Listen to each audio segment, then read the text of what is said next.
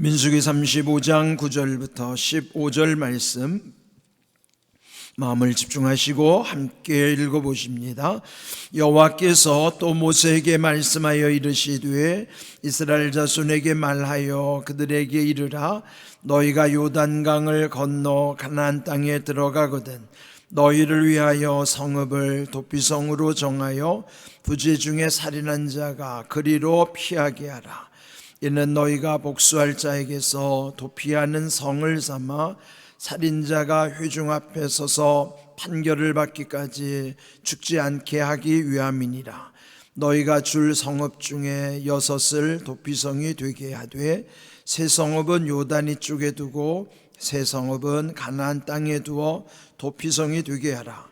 이 6성읍은 이스라엘 자손과 타국인과 이스라엘 중에 거류하는 자의 도피성이 되리니 부지 중에 살인한 모든 자가 그리로 도피할 수 있으리라. 아멘. 이 민수기 35장 36장 이 마지막 두 장에는 그 이스라엘 백성들이 가나안에 들어가면은 어떻게 살아야 될 것인가에 대한 이제 마지막으로 중요한 세 가지를 강조하는 내용으로 이루어져 있습니다. 그 중에 이 35장에는 두 가지 꼭 지켜야 될 일을 명령하시는 내용이죠. 어제 우리 함께 묵상했던 내용은 그 8절까지 먼저 그 레위인들의 성읍을 이렇게 모아가지고 그들이 분배받은 땅에서 그 12지파는 다 제각각 분배받는 땅이 있지만은 레위 지파는 땅 분배를 받지를 못한 것이죠. 그 대신 그들이 또 일정 부분 많이 받은 지파는 많은 부분, 또 적게 받은 지파에서는 적은 부분을 각각 할 땅을 떼어내서 전체적으로는 48개 성읍을 그 레위인들을 거주할 수 있도록 그렇게 하라고 하는 것입니다. 그러니까 전체 12지파니까요 이 레위 지파는 12지역으로 다 흩어져서 살아야만 하는 것이에요. 물론 그들은 이미 어제 말씀드린 것처럼 또 창세기 49장 그들의 아버지 그들의 조상 야곱이 예언한 대로 그들은 뿔뿔이 흩어져서 살 수밖에 없지만은 오히려 하나님은 그들을 뿔뿔이 흩으시는 이유는 하나님의 일을 맡기기 위함인 것이에요. 광야를 지나는 동안에는 그 대열의 중심에 그 성막이 있고 성막 주변에 이 레위 지파들이 늘 지냈단 말이죠. 그러면 이제 가나안에 들어가면 다 정착하게 되잖아요. 그러면 정착하게 되면은 이제는 그 성막 중심의 삶을 살아가기가 힘들죠.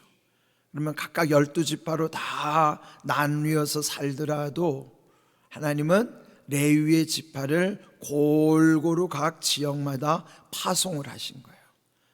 그렇다면은 그들 삶의 중심에 레위 지파를 보내주심으로써 그들 속에 하나님이 함께 하신다는 사실을 나타내 주시는 것이죠. 그래서 어찌 보면은 그 레위 지파로 인하여 하나님의 뜻을 이룰 수 있다고 하는 것, 그는 큰 은혜인 것입니다. 그다음에 이제 오늘 읽은 부분은 어제도 잠깐 언급한 것처럼 도피성을 두라고 하는 것이에요. 그 레위 지파가 그 12지파로부터 받은 그 성읍이 48성읍이라고 그랬죠. 그러니까 그 48개 성읍 중에서 특별히 6개의 성읍을 구분하여 그 6개의 성은 도피성으로 만들려고 하는 거예요. 근데 여기 이제 도피성에 대한 규정을 보시면은요, 자 10절을 보시면 너희가 요단강을 건너 가나안 땅에 들어가거든, 그 땅에 들어갔을 때 해야 될 일은 너희를 위하여 도피성으로 정하라. 도피성을 두는 목적은요, 부지 중에 살인한 자가 피하게 하도록 하는 것이에요. 부지 중이라는 것은 고의로 한 것이 아니라 실수로, 또 의도가 없는데 그렇게 잘못해서 사람을 죽이는 경우죠. 물론 고의로 죽이는 경우는 해당되지 않아요. 그러나 실수로 사람을 죽일 때는 그 당시 문화는 그 혈족 중에 보복을 할 수 있거든요. 그 복수. 우리 앞에서도 보았듯이 눈에는 눈, 이에는 이라고 하는 그 율법의 규정이 있잖아요. 그러면 사람을 죽이면 그도 죽여야 하는 거예요. 그런데 만약에 고의로 죽였다면은 그 사람도 죽을 수밖에 없지요. 그런데 나가 의도하지 않았는데도 실수로 죽을 수도 있는 거예요. 이제 그럴 때 그 사람을 보호하기 위해서 부지 중에 살인한 자를 피할 수 있도록 그 도피성을 만들라 하는 것이죠. 누구나 그럴 가능성을 지니고 살아가는 거예요. 그래서 그들을 위하여 그 도피성을 만드는데 12절 이는 너희가 복수할 자에게서 도피하는 성을 삼아 살인자가 사람 죽인 사람이 회중 앞에 서서 판결을 받기까지 죽지 않게 하기 위함이라. 그러니까 그 죽였다는 살인의 그 사실은 그 배후에 고의성이 있느냐 실수로 했느냐 그는 재판을 통해서 확인해야 되잖아요. 그때 판결하기 때까지 그를 죽일 수 없도록 지켜주는 것이에요. 또 13절 거기에 6 도피성을 두는데 14절 세 성읍은 요단 이쪽, 아직 요단 건너지 않았으니까 요단 이쪽은 그 모압 쪽에 있는 땅이죠. 동편에 있는 것이고 또 나머지 세 성읍은 가나안 땅에 들어가면 그 가나안 성에 가나안 땅에 두는 거예요. 그렇다면 이 요단강을 중심으로 동쪽에 3군데, 서쪽에 3군데, 그렇게 6군데의 도피성을 두라고 하는 것입니다. 이 도피성에 대한 말씀은 여기에서 처음 나온 것이 아니고요.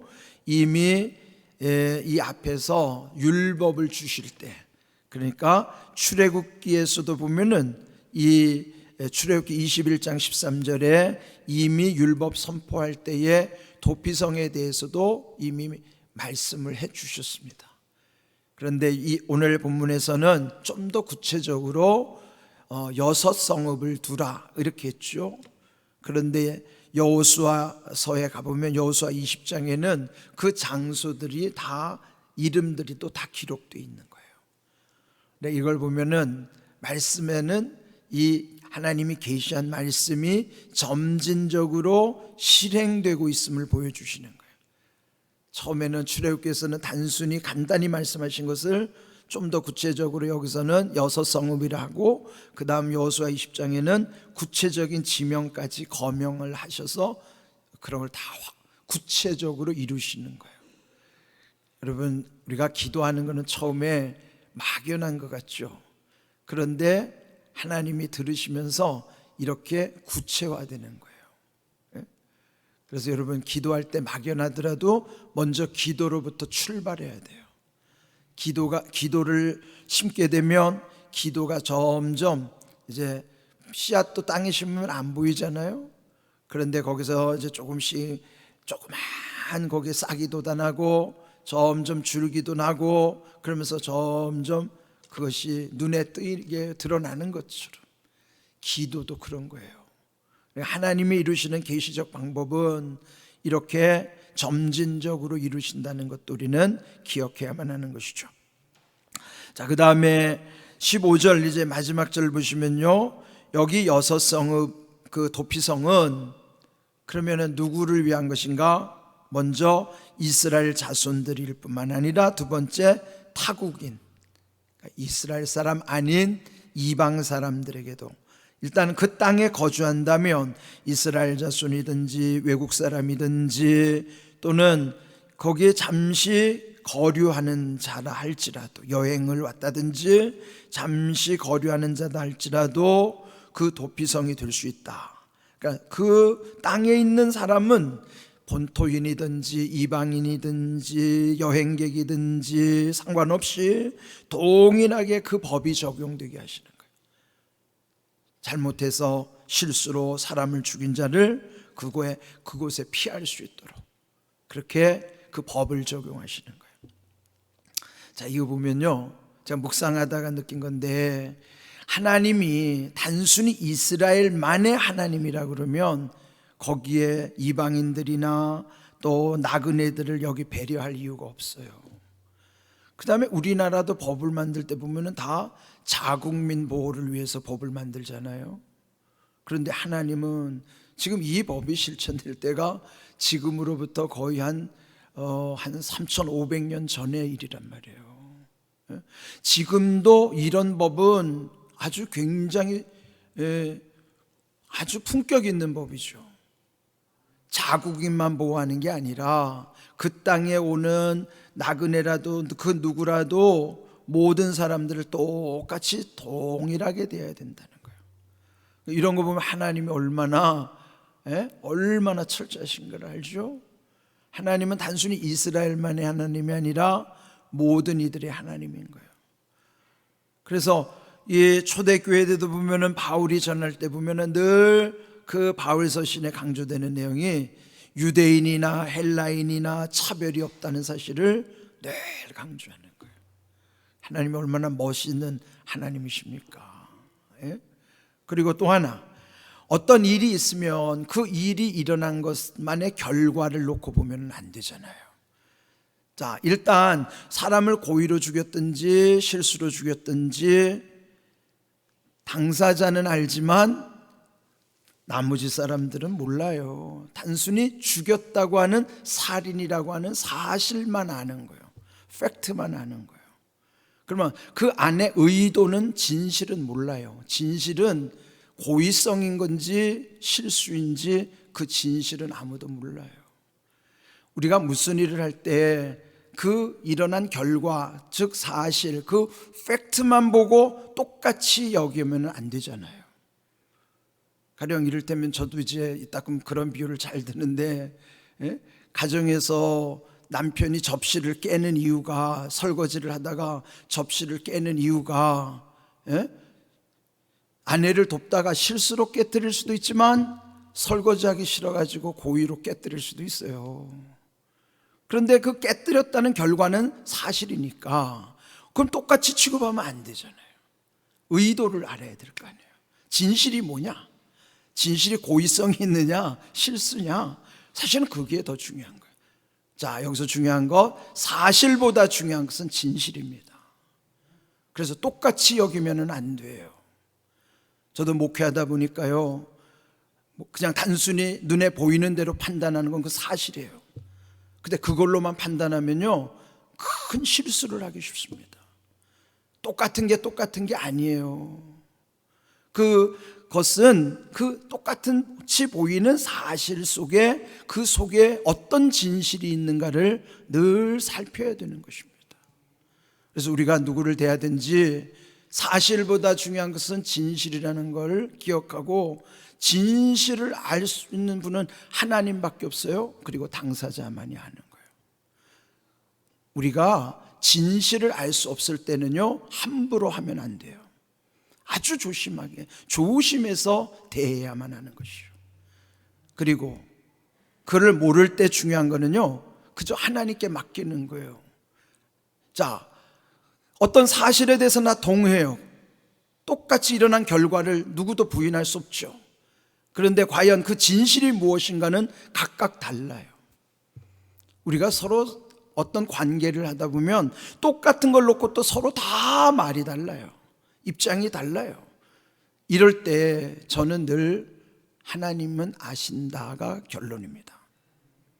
하나님은 아시기 때문에 만일 진실을 은폐하는 것도 하나님이 아실 것이고, 진실을 몰라주는 것도 하나님은 아실 것이고, 그러면 속상할 게 없어요.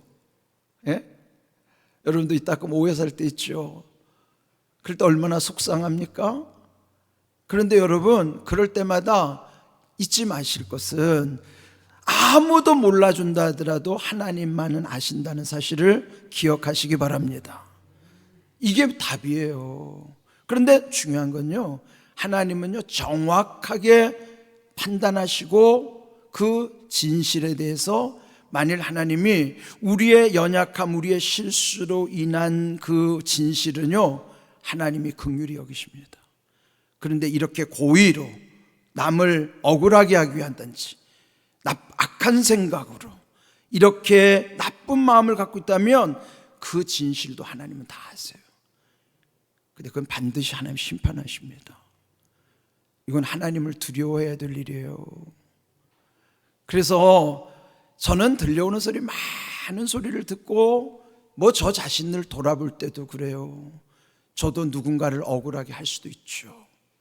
그래서 늘 하나님 앞에 저의 잘못을 늘 회개하지만, 그렇지 않을 경우는 반드시 이런 서로 말이 다르고 입장이 다를 때는 제가 그분에게 꼭 하는 말이에요.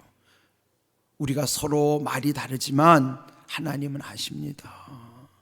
하나님은 우리의 진실을 알고 계시니까 그것 가지고 우리가 불편할 일이 없어요. 하나님은 아신다는 것, 그 확신만 가지면요, 누가 무슨 말을 하든지 내 마음이 잠시 불편하더라도 그 다음에는 평안해지고요. 그래서 담대한 거예요. 예? 그게 믿음입니다. 하나님은 아신다는 것을 믿는 거예요. 그건 하나님을 두려워하기 때문에 더 확신을 갖는 거예요. 하나님을 두려워하면요, 진실을 은폐하려고도 안 하고, 내가 잘못했으면 하나님께도 잘못했음을 시인하고 그에게도 잘못했음을 시인하고 그러는 거예요. 그리고 몰라준다고 해서도 불편해할 것도 없어요. 하나님이 아시기 때문에 그저 마음도 평안할 뿐만 아니라 담대한 거예요. 그래서 하나님을 두려워하면요, 또 하나님을 아신다는 것을 믿으면, 하나님이 아신다는 걸 믿으면요, 우리의 삶이 늘 근신하게 됩니다. 그래서 마음도 진실할 뿐만 아니라 삶의 태도도 겸손하게 되는 거예요. 말하는 것도 겸손한 거예요. 여러분이 말을 들어보면 알잖아요. 말은 그 사람의 품격이니까. 그러면 말을 들어보면 저 사람이 나를 위해서 해주는 말인지 다 알아요. 대해보면 다 안다고요. 말이 거칠고 그걸 떠나서 진실이냐가 중요한 거예요. 어떤 사람 말할 때 막 목소리 크고 그래도 그 사람의 말이 늘 진실하다면 그건 하나님이 아시잖아요. 우리가 어떤 태도보다 사실보다 더 중요한 것은 내가 과연 하나님 앞에 진실한가의 문제예요. 하나님은 우리의 진심을 보고 계신다는 것이죠. 그리고 여러분의 진실을 남들이 몰라준다 하더라도 억울해하지 마세요.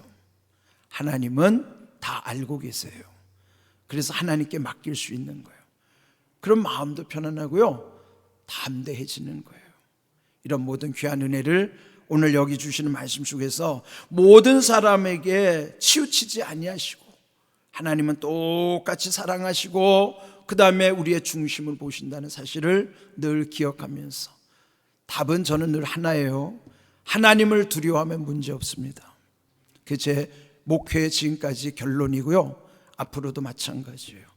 저는 끝까지 하나님을 두려워해야만 모든 것이 온전해진다는 건 믿고, 우리 모두가 함께 하나님을 두려워하는 믿음 가운데 남들은 알아주지 못하더라도 모든 것을 아시는 하나님께 맡기는 믿음 가운데 평안함과 담대함으로 살아갈 수 있기를 주님의 이름으로 축복합니다. 아멘.